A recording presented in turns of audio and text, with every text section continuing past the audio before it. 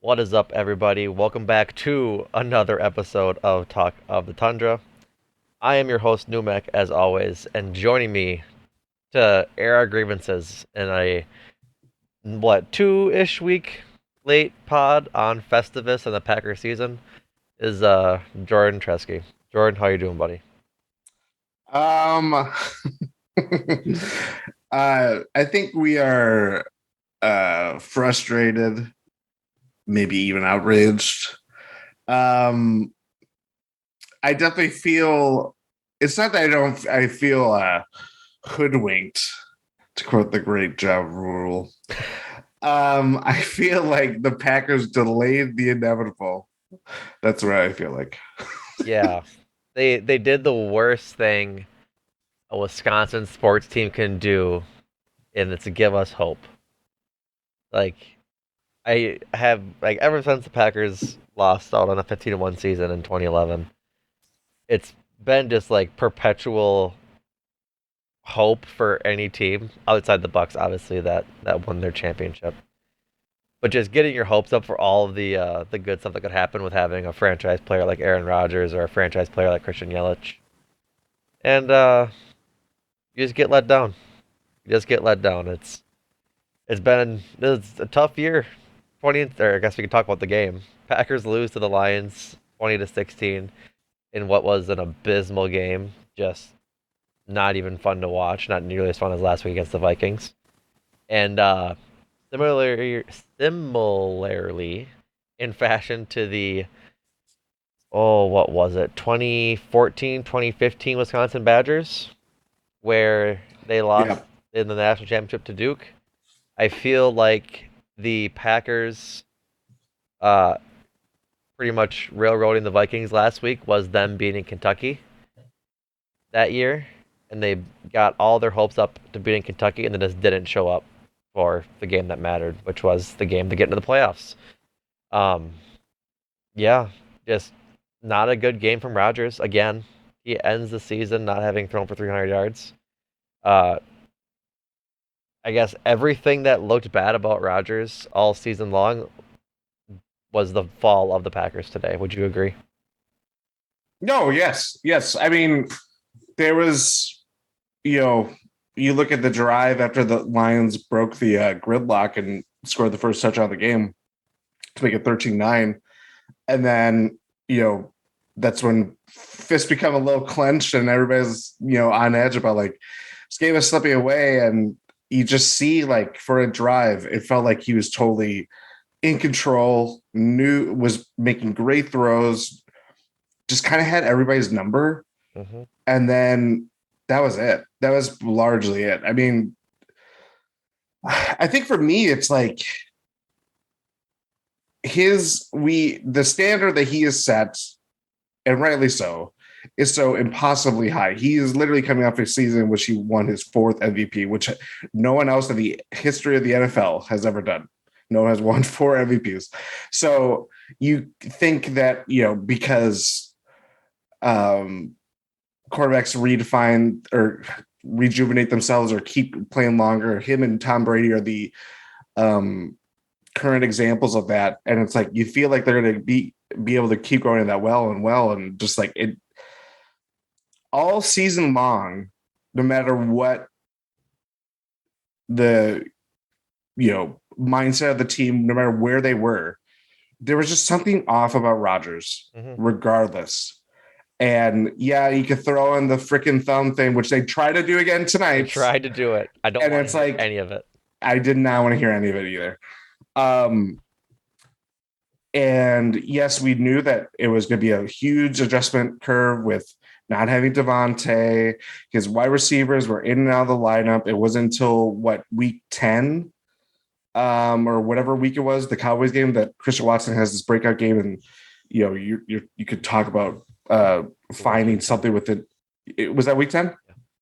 Um, it's still like there was no vintage Rodgers game. There was no like, it would always be, you'd see it for a drive, you'd see it for a quarter, you'd see it for a half, but it wasn't dominant. No. There was nothing complete about his season at all.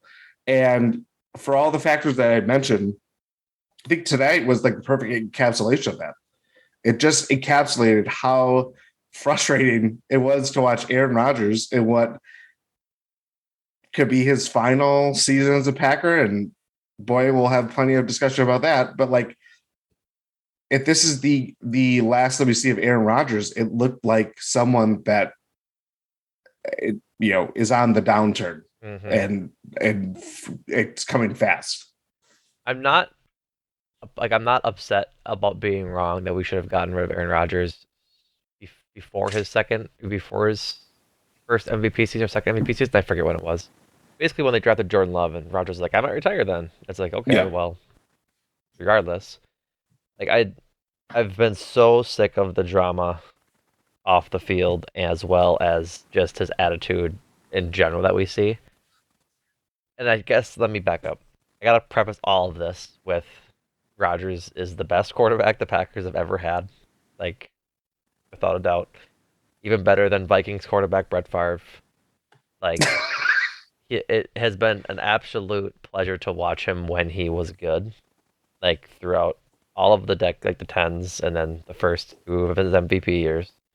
Just was nice to watch him. Was nice to just have that quarterback that you had hope in to win a Super Bowl these last couple of years.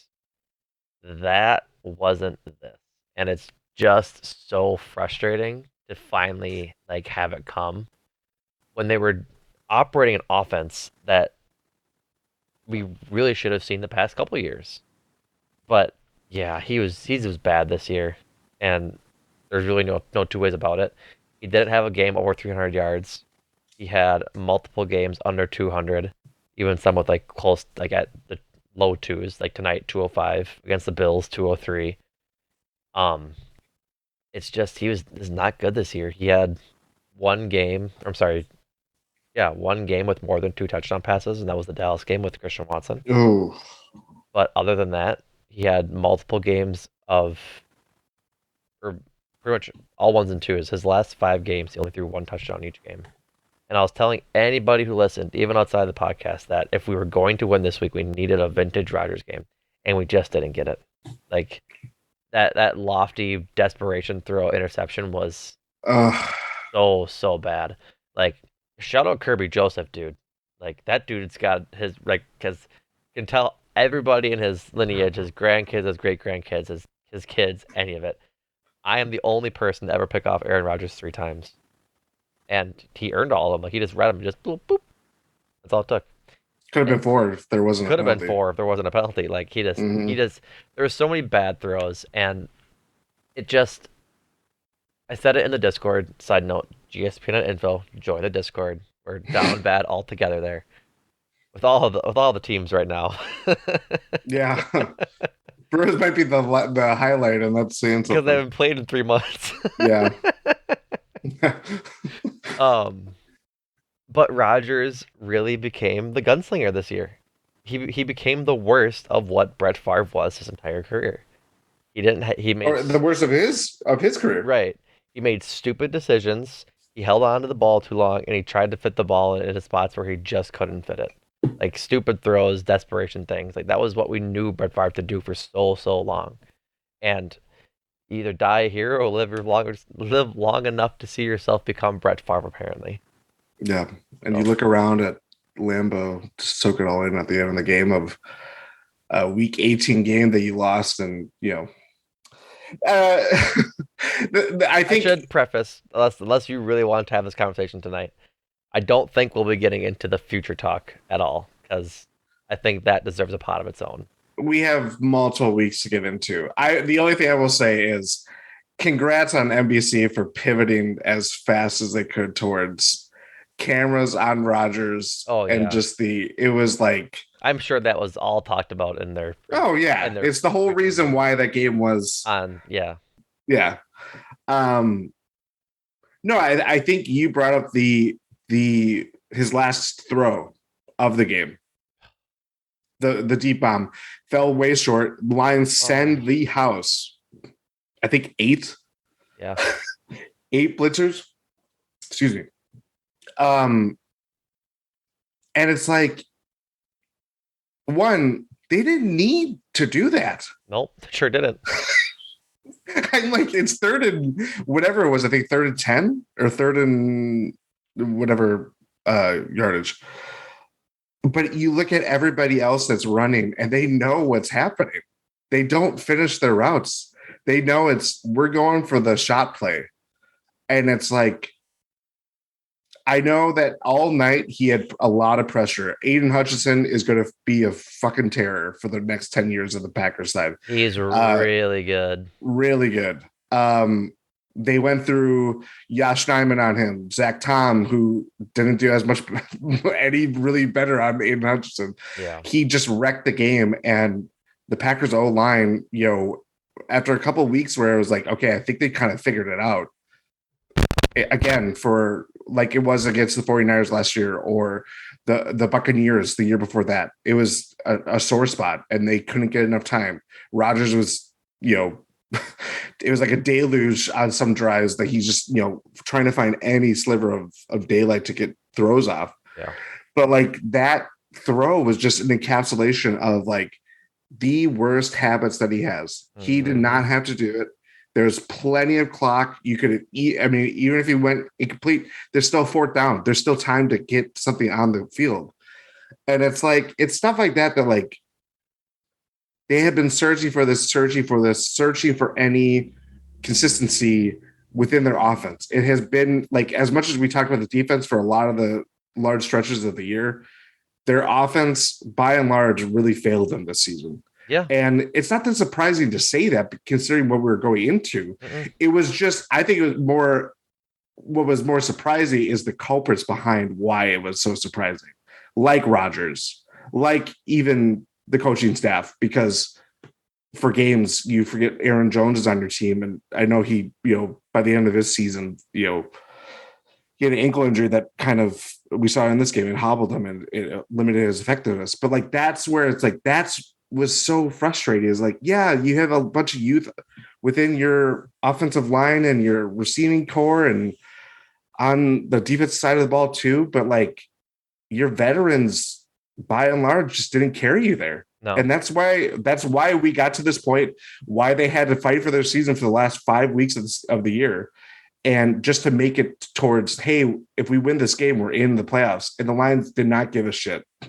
No, they really They didn't. did not care. Like, and that's the biggest part of like the Dan Campbell culture. Like, I'm gonna take a victory lap first and foremost.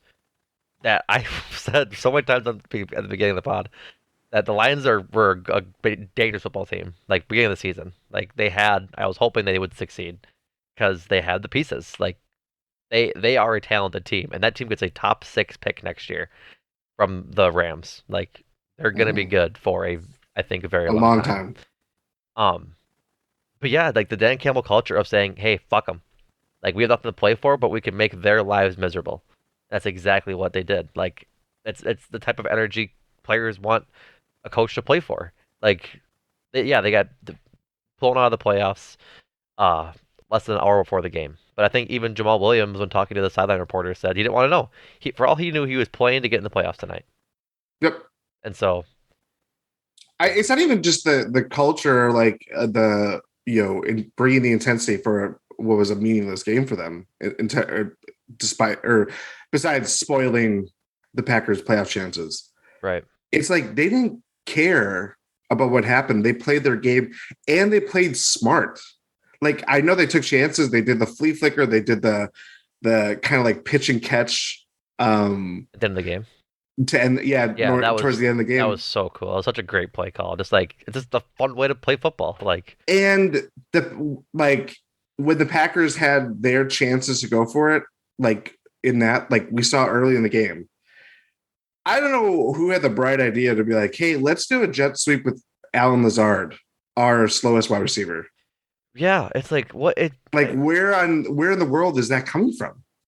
it's a wonderful question. And it's like the fourth down when they do that. Right, it was fourth down. Yeah. Yeah, it was 4th and 1 Like in their own territory, like why on are the you 30. running laterally on 4th and 1? It makes no fucking sense. And it's like some of that play calling that really is like time for whatever happens in the offseason. I think with or without Rodgers, they need to come up with a better way that if Rodgers sticks around, that he can't be audibly at the line anymore. It just can't happen. It's bad. It's bad football. And we said it in the Discord jokingly that the seconds per play, the baseball ass stat that we made up as seconds per play, they got to be last. There's no hurry up Mhm. in this office. There's in this offense. There's no urgency. There's just Rodgers and his vibes, which I hate. And the tricks, the trying to get them to jump offside. I know that happened on one play. It It doesn't. It was not effective down the stretch when things are wasn't tight effective all because season. Like it's just yeah, and credit to the defense for having the run that they did to end the season. They went back to familiars uh, to end the game. Like they held the team or the Lions to 6 points the first half, and then they go score 14 unanswered in the second half. I should say unanswered, but yeah, um, touchdowns. touchdowns. They scored touchdowns instead of field Yeah. goals, and that's just how good teams win. Like the Packers had 5 drives in Lions territory in the first half and scored 0 touchdowns. That shouldn't happen. If you have a good offense and you have an actual good team, this is a carbon copy of the first Lions game, right? They kept making Yes. mistakes in the opposing enemy territory or opposing team's territory, and just floundering them and just flubbing it all away. It's maddening that we couldn't learn from that mistake, but we learned from other mistakes throughout the season. Like we learned from um like Joe Barry kind of put it together and made a new way of off or defense throughout that winning stretch. They spread the ball around. They learned from their mistake last year and throwing to Devontae every single time, and by being forced to threw the ball to multiple people so that multiple options need to be covered by the defense.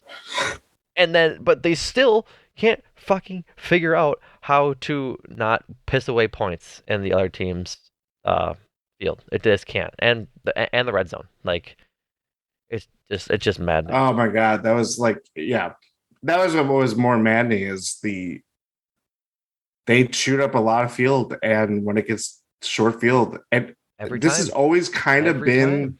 Last year was definitely in that case too, but it more so this year because obviously, given the circumstances. But it's like I don't know, like what, like you look at a team like the Lions, and it's night and day. They knew exactly what Hmm. they don't overcomplicate things. They make it simple. It's all about timing and like it's basically about the core, like that Jamal Williams touchdown that basically put the game away for the Lions or put them over the Yeah. Packers. It's very simple. A guy comes in motion, the Packers defense starts to like tilt into their, you see what if there's guys going to be following him or they're staying in zone. Right as he passes Jared Goff snap or the center snaps the ball, hands off to Jamal Williams. He walks in because Yeah. the they get a lot of good protection and there's this huge space and there's no one there. There's no one there in the middle of the field to stop him. No, And absolutely. it's stuff like that that's like those are the core tenets of like what LaFleur wants to do. And it has never always it's always been a blending of what he wants to do and what Aaron Rodgers wants to do. And that's where things can get in disarray, Hmm. you know? So when you're Aaron Jones, like as we saw again tonight, he was not 100%. You saw him multiple times limping off the Flipping off the field. field. Yeah. And it's like that was such a huge loss. Anytime he's Yeah. on the field, even I'll even defend him with that fumble. Like it's a fluke fumble play, and Yeah. I know he had I think it was 5 fumbles on the year. I think so. I will trust him to the Yeah. death. Yep. I don't want he the ball to be taken out of his hands because of the maybe he'd fumble. And like that was the biggest thing. I should say biggest thing. That's what people talked about with Aaron Jones is that he just has a propensity to fumble in big situations. Like last year against the Niners, this year against the Bucks. Like just he has that knack of fumbling at the worst time despite being good all the rest of the season. You can't hold it against him. Like it just those things no, just happen and you notice the faults more than you notice the benefits. yeah, and it's going to notice more when you play on a Packers offense that historically had Aaron Rodgers throwing just 3 picks or Yeah. throwing the ball away, and it's stuff like that that would just never happen this year. Right.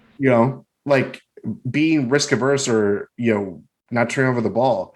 Packers kind of just went into it. They're turning over the ball this year. They just turned into an average team rather than Yeah. like a team that just constantly turns over the ball and like is young and inexperienced. But like that's what's frustrating with all that in mind, and just seeing like when they had the opportunities to get in the end zone, to just call the number of your most talented guy. Christian Watson was burning through Lions defenders. Lions secondary got banged up going into the game and throughout the game. Right. And it was like anytime he touched the ball, he was fantastic. And I just like it's stuff like that that was like, I don't know. It just I'm rambling here, but that's No, part of keep where we're at. yeah, keep But going. like it just adds into like not having a pulse on like where they wanted to go No. in any drive outside of that right after that Lions scored the first touchdown of the game. Right. And like I wish they would have played with that level of intensity the rest of the game. Like they just didn't have that energy the rest of the game. And that's where the game was lost essentially. They Yeah. didn't and I just don't get how they weren't ready to go. That's what it seemed like. It really just seemed like they weren't prepared to play. They weren't ready to get up and play. Which like I just don't know how you do that. I just don't. It's it's mind-boggling that like Lafleur and like veterans like Rodgers or Cobb and Preston Smith, Jair couldn't get up and get other players ready to go for this game. Like they should have been having their ears pinned back and going after Goff the entire game.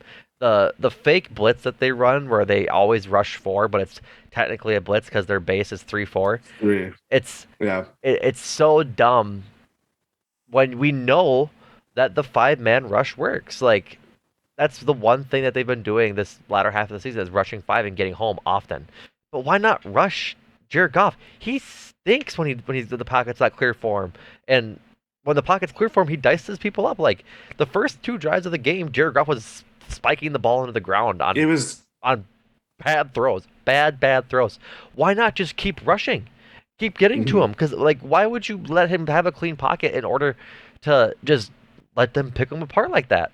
Like it's just so frustrating, and I think that the honeymoon of the win streak that the defense helped us have with Joe Barry is now over. Like we talked about it last week, and how any goodwill we had towards Joe Barry would cease to exist should they lost this game, in part because of the defense. It's not all the defense's fault. We should preface that immediately because they did their job in the first half, held them to 6 points, and what they it's hard. I would argue they did their job for Probably the three and a first three half quarters, quarters. Yeah, 3.5 quarters. right? And like they did their job, but like they just don't have like the the coaching from Joe Barry to really buckle down when they needed to. Like at some point you have to make stops when you need to make stops, and they have not done that a lot of this year. And I think that just what it comes down to. Like if he keeps his job because of that push, I'll be quite upset. One of my buddies said that like the Packers want to win division so bad that if they end up like they did end up winning tonight and going to the playoffs, they would have kept them regardless. I think because of the season, how it ended and how it went the entire way, you just gotta fire him. You really do. Like it's get a young, like really tenacious defensive coordinator there that understands that this team is at best when they're rushing the passer, and just start going. I think too. I mean, it's not even just maximizing your talent. It's like the stuff that happened with Quay Walker tonight, unacceptable. Unacceptable. And it's the Unacceptable. second time this season. Second time on Sunday Like Night Football. They even mentioned in the broadcast. It's it was mind boggling. Throw in Rasul Douglas just yep, like knocking the ball away. walking. Which like there wasn't a penalty on that exact like instance, but what the fuck are you doing? I don't. Yeah, exactly. It's just like it's and you mention it like the weeks, even during their successes. It's about like last week. It's okay. Who's going to guard Justin Jefferson? It's the quarterbacks talking between themselves about like I'll take him, Right. and Why you focus on this guy. he needs to make that decision. Like we talked about it last week that hey, like it's fun, whatever, yada yada yada. No, like he needs to understand the defense enough to put the right person on Justin Jefferson. He should have went, Jair, you're covering JJ, and that's all it should have been said. Or I mean, the whole stretch began with Matt LaFleur like conferring with Joe Barry about like switching up their defense, Right. and it's like that's stuff that again, these are things that are told anecdotally, whether through reporters, through players, or whatever else is the case. It paints a picture of a guy that is having his job being made for him, Yeah. is being told what to do, which is, I mean, if you're a defensive coordinator, as high a ranking as that is, you're serving the head coach. Right. So that's not like as bad, but like there's just so many instances of all that stuff, and then you add in stupid shit like Yeah. Quay Walker pushing um Athletic a trainer. an athletic trainer because he's trying to get to his injured player on the field. Right. And I like you see they showed him going up the tunnel and he was clearly emotional, clearly upset. He could whether you only see those images and you don't see whether he that is resonating with him, why he's being sent out of the game. Right. Regardless of the situation. And I feel for him if no matter what, Right. it's still dumb. Still dumb. It's And still dumb. It decided that scoring drive too. hmm Like they were already marching at the field, so it wasn't like it was going to change anything. right. But It didn't like extend the drive. It just made it that much it harder. made it more, yeah, exactly. And It, go ahead. no, I was just gonna say like it's just that to have that on the not just the last game of the season with everything on the line, everything broke your way to get here, Yeah. and you let that stuff seep in, and it both instances with Douglas and with Walker, it led to hmm points. It led to a field goal. It led to a touchdown. Yep. It's just that is so unacceptable. I cannot believe that happened. Yeah, it's extremely unacceptable. Like it should get Joe Barry fired without a doubt. Like if you can't like just be able to coach your players to understand that you need to be smarter about doing these dumb plays and not do them, that's on the coaching. Like yes, you can blame Quay Walker for doing it twice in a season. Like Quay in the offseason needs to I feel like I'm a boomer and a all person saying this, but it's true. He needs to grow up into the NFL. He's a rookie. I give him a significant amount of slack because he is a rookie and because he played well throughout the rest of the season. He But played well tonight. That's what's right, even more that's frustrating. the frustrating part is that he played well all season. He ended up might be one of the he could be the best rookie in this class with on the Packers. Like between him and Christian Watson, it could be tough. And like there's a lot of And Wyatt. and Wyatt and Zach Tom. Like there's a lot of good rookies in this year's class that they drafted. Quay amongst them. But he's got to clean up the ancillary stuff. It's obvious, and he needs that, but from a coach who's willing to grab him by the neck and just coach him, like the back of the neck, not the front of the neck, like choke him, but like Yeah, put his no, arm around him, like let him know, like, hey, what the fuck? yeah, I think that's just where it's the split between. I mean, it's not even that because Brazil Douglas knows better. He That does. he's done stuff like that throughout the season. It pissed me off. Jair Alexander too. There's just stuff like that like those are the signs of an undisciplined team. Yep. And I know it's football, rah rah rah guy, but like everything about Dan Campbell, he seems like a super intense dude, but it's someone that like you rally around. Yeah. And Lions had none of those mistakes tonight. no, No stupid mistakes. I like it's just the type of coach that Dan Campbell is, and I'm not saying I'm pining for Dan Campbell at a head coaching position, but I am pining for a Dan Campbell type defensive coordinator, a guy who's intense and players can rally around, but also does a good job. Like yeah. Joe Barry is milk toast, dude. Like Joe Barry couldn't motivate me to get out of bed.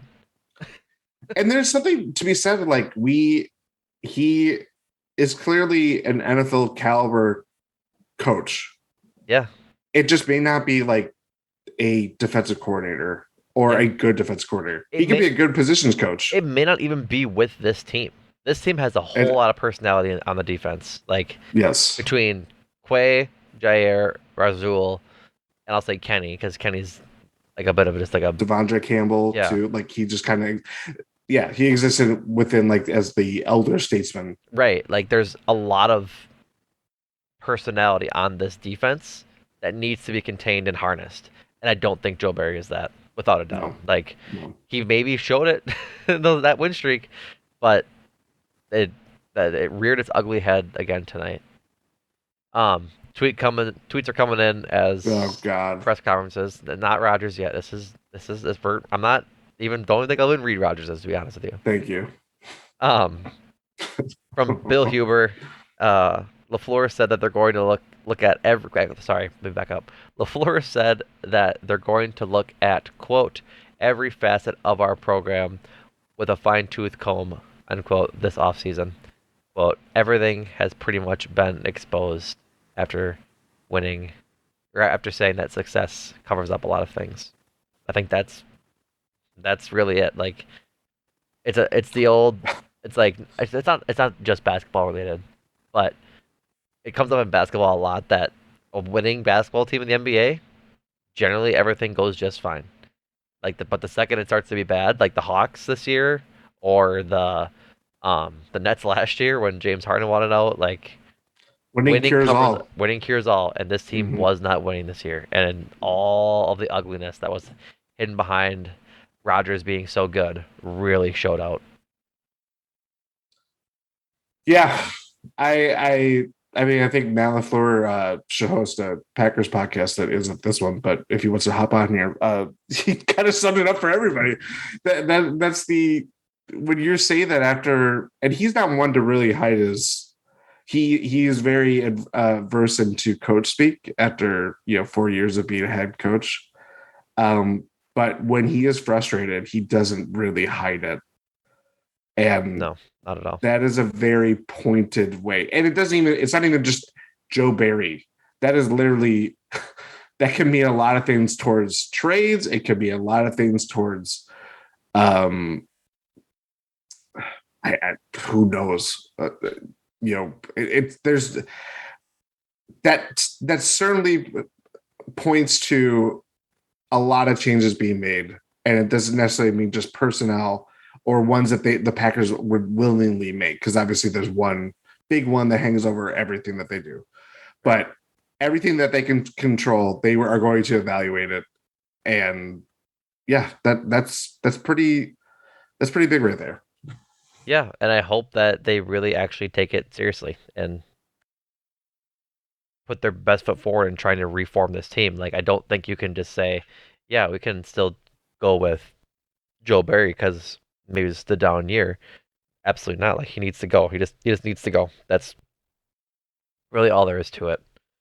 Um, a lot of the post game stuff from LaFleur right now is talking about just that winning covered it all up in the past couple years. So hopefully they're serious about it. Jair is not answering questions. Just fun. Quote, just ready to go home to every question, according to Cassidy Hill. She's a Journal Sentinel reporter. Mm-hmm. So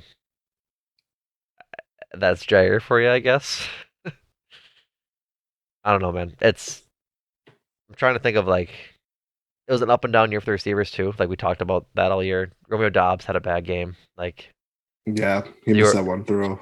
2 targets, 0 catches. Like weird how that flipped throughout the season. Like it Mm-hmm. was Dobbs and then Watson, and then it was really just a mirror of each other's seasons. Dobbs was healthy early, got injured mid, and then kind of fizzled out. Or Watson was fizzling just all the beginning of the season. Kind of was out for a couple of weeks with his injury, and then came back stronger than ever. Like Yep. it's maybe they can be on the same page next year. I'm happy with how they performed. Um, Packers have the 15th overall draft pick in Oh next yeah. next year's draft. So Love we'll 15th. we'll do Middle of the pack. for the pack, middle of the For pack the for the pack. pack. We'll get more into it in a draft pod in the off season, but initial reaction is like edge rusher, and I wouldn't hate a receiver if they're there. Like it's another good top heavy wide receiver class. Um, wouldn't hate it, not even a little bit. Especially if like Cobb retires, especially if Lazard leaves. Like, wouldn't hate it at all. Also There's a lot of Lazard. people. There's. Go ahead. Go What ahead. were you gonna say? What were No, you gonna say? no. Go. I'll get back to it. I was gonna say there's a lot of people that we might have seen their final games. Aaron Rodgers, Yep. Lazard, um, blanking on a bunch of people already. Big dog. Keyshawn Nixon, Big dog. uh, Mercedes Lewis. Mercedes Lewis, Ock. uh, who? Bakhtiari. Bakhtiari. Yeah, that's another big one. Crosby, um, Amos, Mm-hmm. Aaron Jones. I Aaron Jones for cap casualty reasons, but not not for not real not for real reasons. reasons.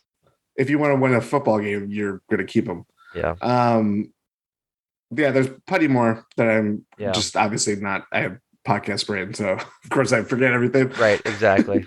Um, it's just disappointing. It's really all it is to it, and I think it's mostly disappointing because I was smart enough to bury them on this pod when they lost to the Lions. We inaccurately said they got not eliminated, but that they were pretty much done in the playoffs. Dead in the water.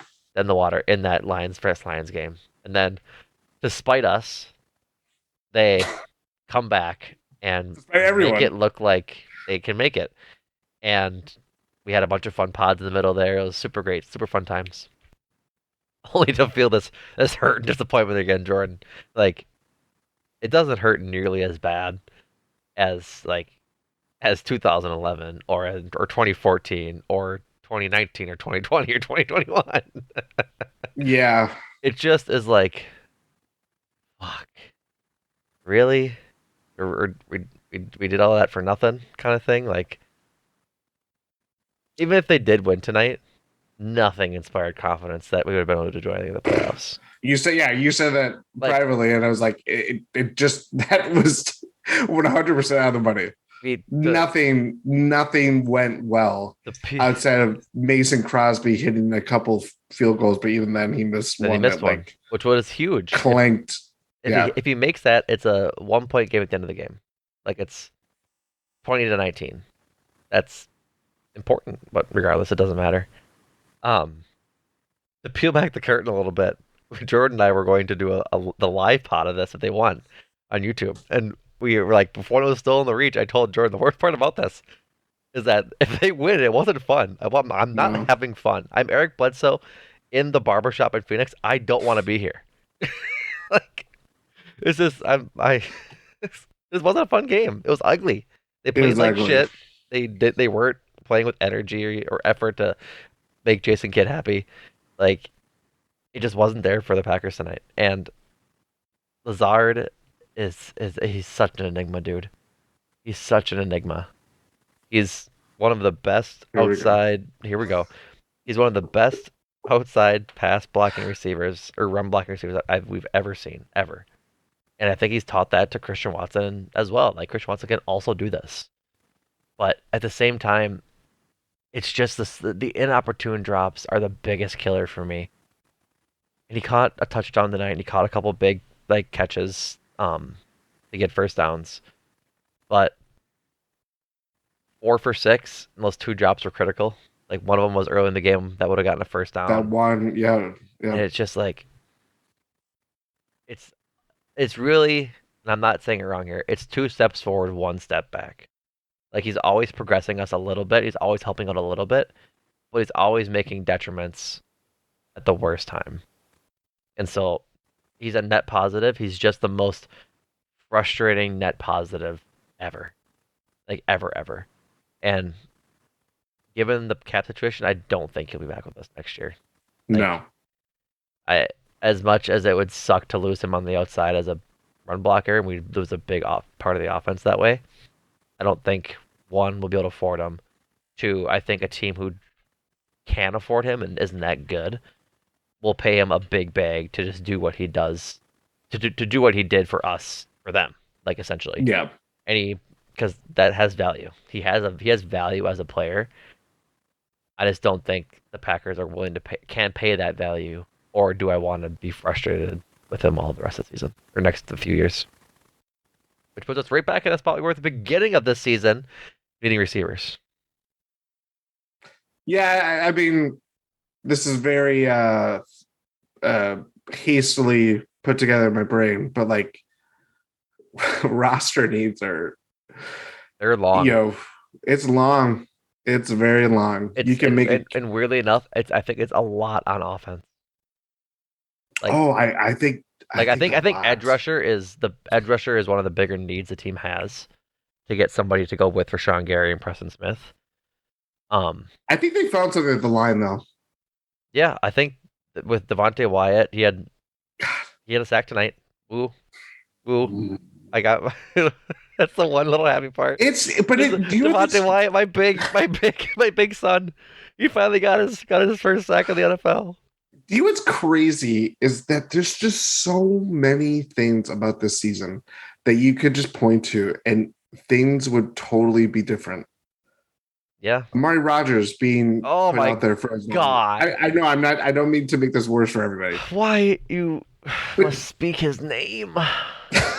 put Amari Rogers to Keyshawn Nixon, how much that transformed their season in 8 weeks. Um, Devontae Wyatt not playing at all, and then when you actually play him, oh, it turns out he's good, and you're getting pressure on the quarterback and not playing the same like the milk toast defense that Joe Barry puts out there every week is enhanced by having good players that can get to the quarterback. It's stuff like that like they just didn't have any. There's very little like calling the right number at the right time, Right. and then stuff like that. Like that is just like that. What sums up this whole season. Where you can talk to an individual, but like this whole like 53-man roster, even some of the go down the line with like practice squad guys that like they cycled in and out and all, like they Right. just didn't really have any shape of like of how to like go through this. And that's where like LaFleur's comment about like winning so much or cover up the fact that Winning their covers whole up just everything, and now everything's been exposed because they yeah, stunk.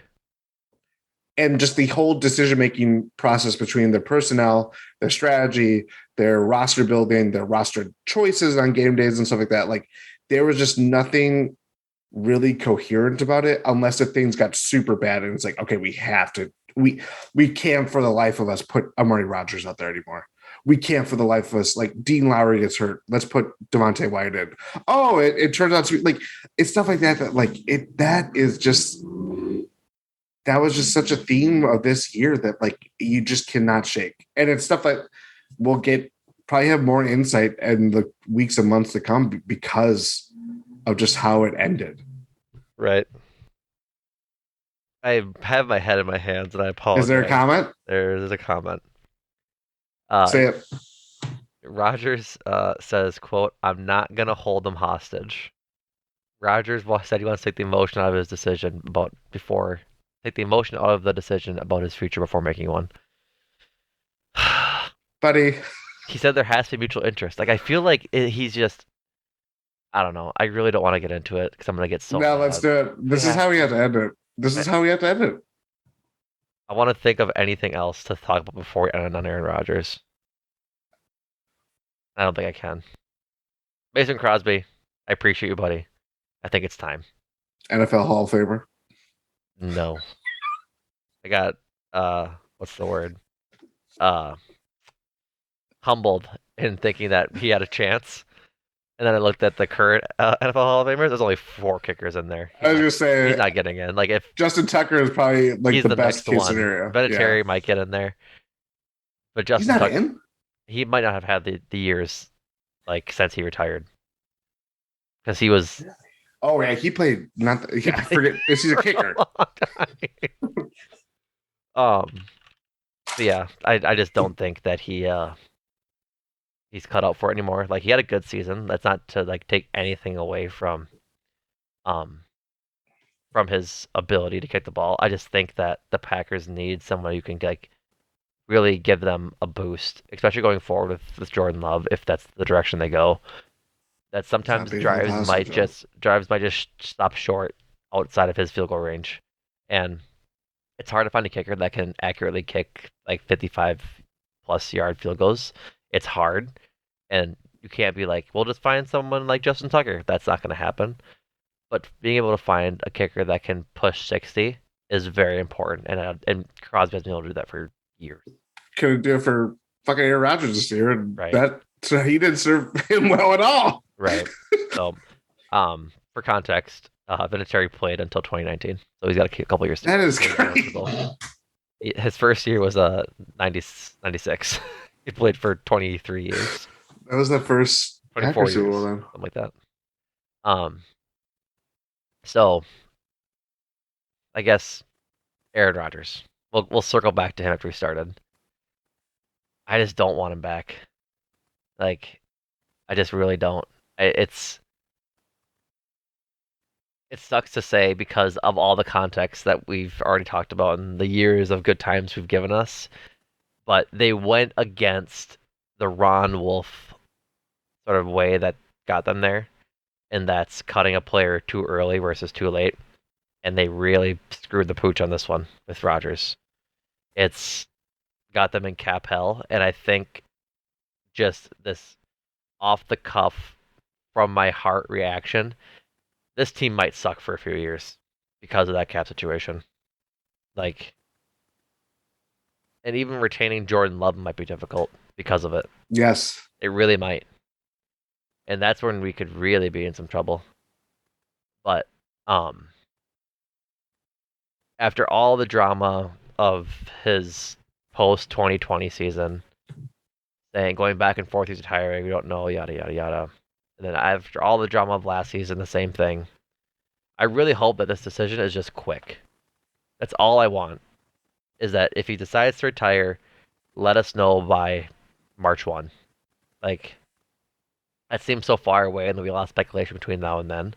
But realistically, it's a month after the Super Bowl. It's like 8 weeks. Yeah, it's a month after the Super Bowl. We can't really expect him to make it sooner than that because he's not going to make it during the playoffs, and he's not going to make it that like once that season ended. I don't think he'll make it in February or He late will make a February. surprise announcement at the uh, NFL NFL awards honors, show. right? And I think it's just time. He looks it's his athleticism is slowing down. His general attitude towards like being a leader, I think, has been going down for a couple years. I think the biggest thing for me was him just not participating in OTAs and minicamp with the new receivers. Like, I understand that you're the quarterback and your offense has been your offense for a decade plus. You still have to get these guys acclimated to your offense, and maybe they don't have those speed bumps that they had at the beginning of the year if you practice with them. And I think that next year it won't be much better with him because he'll be another year older. He'll be another year of just bad injuries. I should say bad injuries of nursing injuries this year, and he's always been somewhat fragile, right? Like, you can't knock it against him, but at what point do you recognize that he's getting hurt every year? Like, I don't know what the Packers do. LaFleur said in his postgame tonight that he wants him back, which isn't a good sign for this narrative. But at the same time, I don't think LaFleur can say anything else besides that. You can't go up in the Yeah. postgame and be like, "Yeah, fuck Aaron Rodgers. We don't want to go. We don't want him back." You can't Yeah. do that. So I don't know, man. He's such a frustrating player to root for nowadays because of a multitude of reasons. And I think it's just time to move on. And I know there's a lot of Packers fandom that thinks that is like sacrilegious. I just don't think this team is at its best anymore with Rodgers at the helm. And that kind of is evidenced by this entire season. We talked about he didn't have a good season. And No. I just don't think he's got it anymore. He said he did. He says he still thinks he's got it, which he's not gonna say anything else either.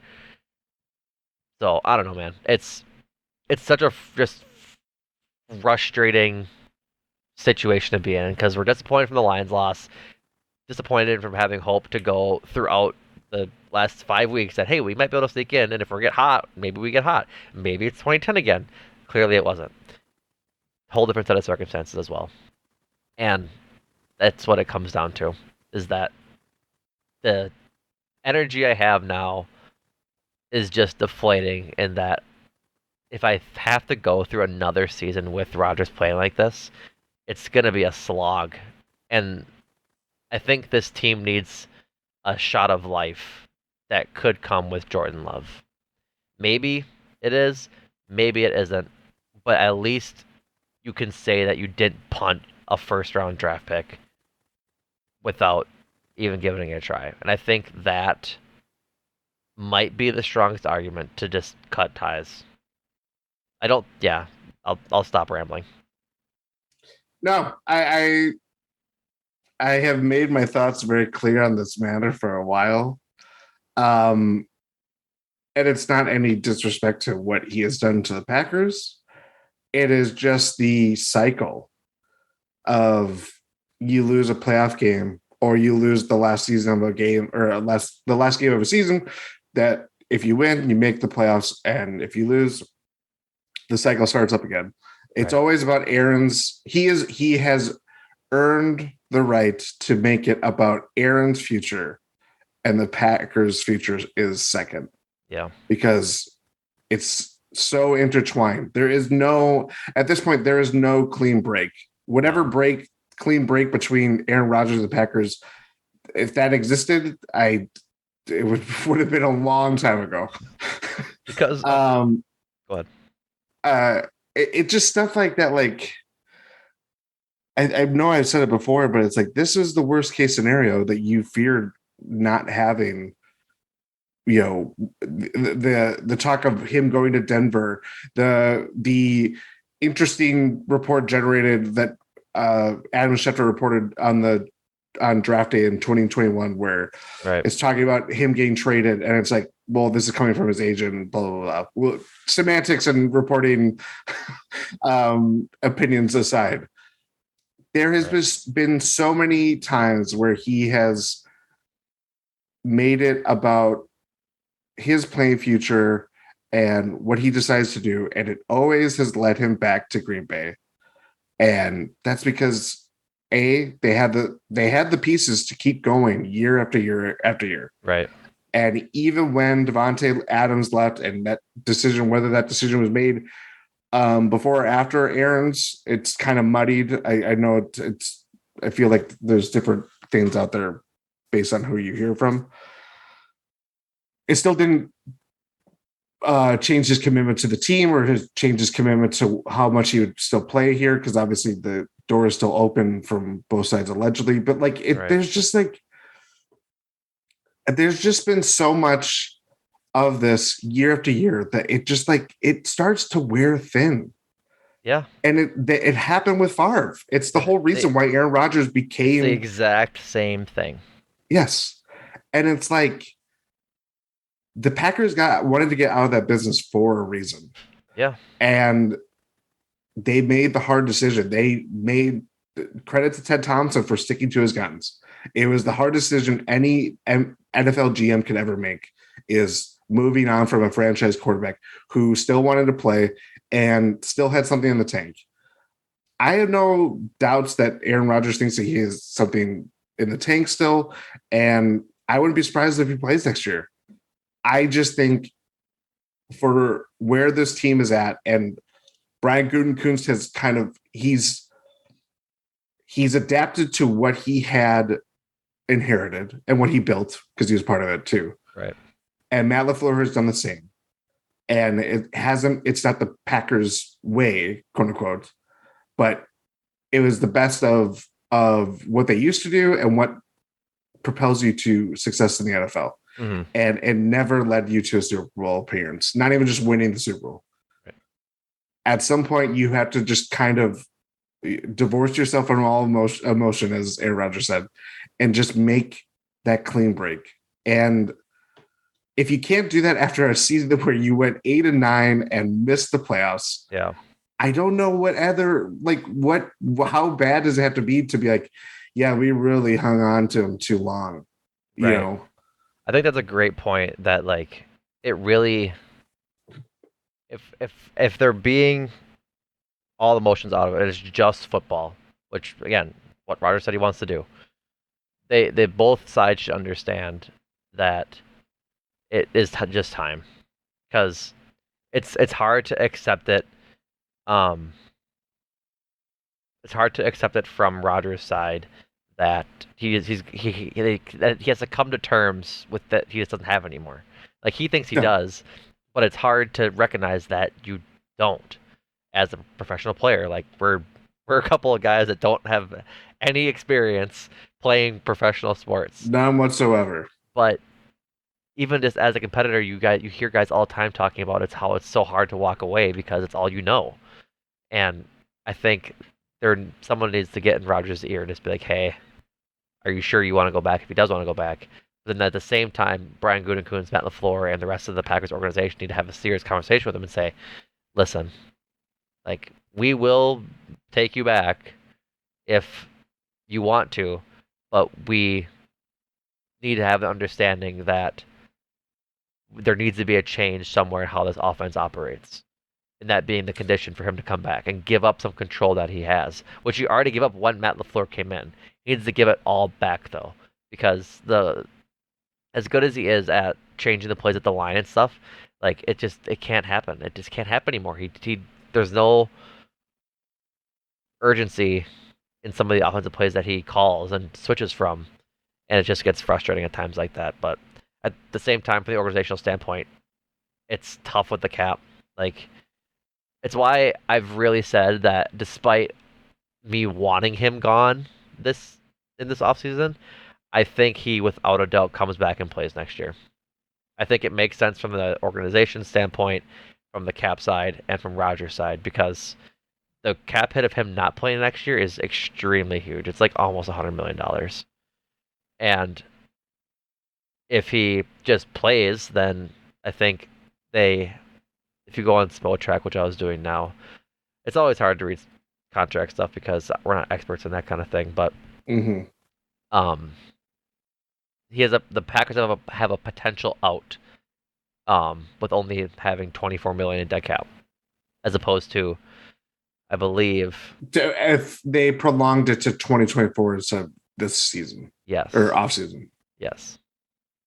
So he has a cap hit next year of $30 million, but then that dead cap number is almost $100 million if they would cut ties with him right away This, yeah. this offseason. Well, who in the hell thought of that? Yeah. No. Brian Gutekunst when he restructured the deal this past offseason, which was Yes. the most idiotic decision he could have made. Like I've been a champion for Brian Gutekunst for all season for the jobs that he's made, but that Rodgers extension is bad. It's just the worst decision he's made. Yeah. You talked about seating control and all that stuff. It's part of the things that are going to be evaluated is Aaron Rodgers brought in Tom Clements, who was part of McCarthy's staff. He had Yep, been there when Aaron Rodgers at his peak. He retired after the 2016 season and came back, what, 6 years later? I think so. It's stuff like that. Like it's not even just the say in personnel and wanting Randall Cobb back and the good vibes guys and all that stuff. And it's like that's where like things are the NFL how you empower your stars is very similar to the NBA, Right. but you always have the excess of players that are just totally different. You have rosters that are 4 times the size of NBA or 3 times the size of NBA rosters. Right. But if you have someone like Aaron Rodgers, they're going to have some influence on what you want to do and all that stuff. And it's like when that starts happening, that's where we're at. That's where you make these contract extensions. You bring in quarterback coaches that I'm not trying to indict Tom Clements, but like it was interesting, even with all the how many coordinator jobs that were open because Luke Getsy leaves for Chicago, Right. Nathaniel Hackett gets scooped up by Denver and all that stuff. To go to someone like familiar like that that's where it's like to go someone familiar to Rodgers that well and to have a season like he had this year. It's that's not great. No. That's not great. Even with everything considered about where the Packers are at. Right. Aaron Rodgers on his future. I feel good about what I've accomplished in this league, and I wouldn't have any regrets if I walked away. But I have to see how I feel once I get away from this. So I'm sure he's going to go hang out with Mallory Edens, have himself a grand old time, and mull over his decision. Um, Jordan, do you got anything? Or should we go into promos? Yeah, let's go into promos. RIP 2022 Packers. You were frustrating as hell. Yes. Um, First and foremost, we want to invite you guys to join us over on Repod. We have started a new partnership with them. Native, I gotta understand, native playback feature they have over there. And biggest thing we want to do with you guys is just discuss the pods, like a big way just to talk about the offseason, talk about the future, talk about the draft picks, talk about the class of 2022. How did they do? Because we'll have a lot of pods in the offseason on rookie class, sort of grading them, grading everybody else, draft talk, all of these things coming to a to this stream near you, which, like I said, you can listen to on Repod. So join us over there. Like I said, we really just like talking to you guys. We really do, and that's another place that we can do that. So join Repod, make an account, come talk with us. Come talk with us on the Talk of the Tundra feed over there. As always, gspn.info, everything Eurostep Podcast Network related. I think Ty said he and Rohan recorded a new Yep. not a new Eurostep that'll come out tomorrow morning, likely. Um, did you guys talk Win in Six? I forget if you recorded. We had one at the end of last week talking about Giannis's stretch of play. This was recorded before the Hornets game, so that did not get in there. Going to be a win in six later in the week, most likely. Yeah. I got to interrupt two things. Oh I God. apologize. Um, Rodgers makes clear that 59 million guaranteed to him next season would not prevent him from retiring this offseason, mentioning that he's already been blessed to accumulate quote generational wealth in his career end quote. Yes, I could definitely walk away from that. So we're just saying. He's just saying. But back into promos. I'm trying to think if there's anything else that I missed. Cruising for a bruise and Did they? oh, Oh, you were on Make oh, Time for that's right. This. We were having time for this. My brain has been fried by Packers talk. Um, I went and talked with Jordan and you're Jordan. My brain is fried, dude. The Packers have ruined a man's brain over the course of It is, 3 hours. and I, yours. Numac, went and talked with Adam McGee and Andrew Snyder about Knives Out, one of my favorite movies of the year. That one's a lot more fun than this one was. So go listen Yeah. to that one and hear us talk about Benoit Blanc and the new Glass Onion movie that dropped Christmas Eve. Um, Before we get out of here, I do want to give a hefty thank you to all of our listeners for our first season. Didn't end the way we wanted to. We were just hoping we'd get right Didn't go the into way we wanted it to either. much at all. Hopefully we could get into the Super Bowl our first season, just keep winning Super Bowl after Super Bowl after Super Bowl, and just be a championship winning podcast, be a good luck charm. Alas, that wasn't the case. But um, in my first season as the podcast host, I really enjoyed just getting to know you guys as a community as well as just talking Packers. Like at the end of the day, Packers are very fun, I guess. As I'm going against everything I just said. Talking football is fun in general when it's not emotional like this. I could do it for hours and hours and hours. Um, so thank you guys for listening and giving us the opportunity to do so. Yes, thank you, Totters. Tater Totters Our out little there. tater totters, dipping some ketchup. There's a bunch of you guys. And